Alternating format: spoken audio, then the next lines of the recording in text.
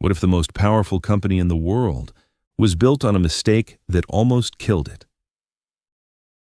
April 2026. NVIDIA is the most valuable company on Earth, $4.8 trillion. But that's not the story. The story is how close it came to never existing at all.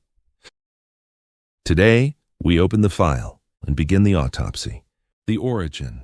A booth inside a Denny's in San Jose. 3 engineers, no guarantees, no safety net. Just an idea that computing was broken. The CPU was a generalist, flexible but inefficient, and completely unprepared for what was coming next. 3D graphics, simulation, real-time rendering. So they made a decision not to compete, but to specialize. Their first product, the NV1, and it almost destroyed them. Instead of following industry standards, they tried to reinvent them. Quadratic surfaces instead of triangles. Elegant in theory, useless in practice. Developers ignored it, the market rejected it, and NVIDIA came within 30 days of bankruptcy. That moment mattered, because companies that survive near death don't think the same way again. The shift. By 1999, they corrected course, aligned with reality, aligned with developers, and introduced something new, the GPU. Not just a chip, a different way of thinking. CPUs process one task at a time, GPUs thousands simultaneously. Faster, more efficient, and at the time, completely underestimated. Then came GeForce 256, the first true GPU. But the real breakthrough was still coming. The bet, NVIDIA launches CUDA, a platform that lets developers use GPUs for more than graphics, science, simulation, AI. At the time, it looked like a distraction, a massive investment with no clear payoff. But it wasn't a product decision, it was a strategic trap.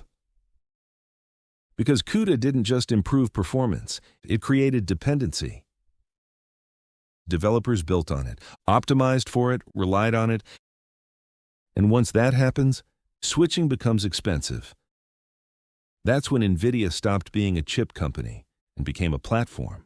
The explosion, a neural network called AlexNet, changes everything.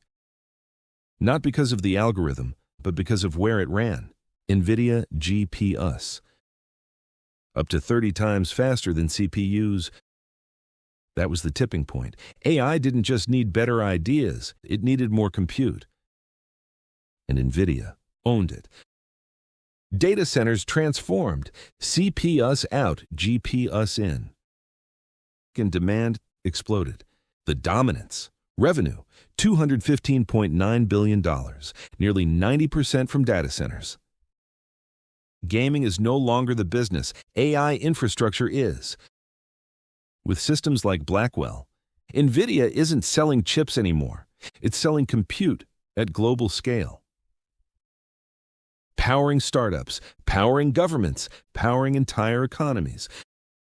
This isn't growth, it's control, the risk. But dominance has a cost.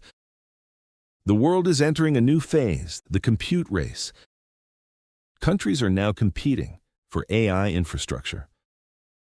And NVIDIA sits at the center of it all.